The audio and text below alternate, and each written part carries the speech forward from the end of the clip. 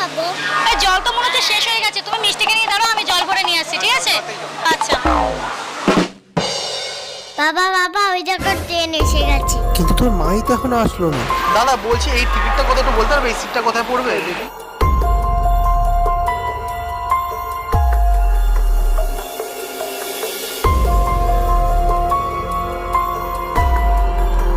বুঝে গেছে, হ্যাঁ ঠিক আছে।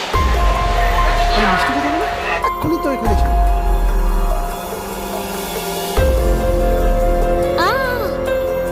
মা মিষ্টিমা, তুমি এখানে কি করছো?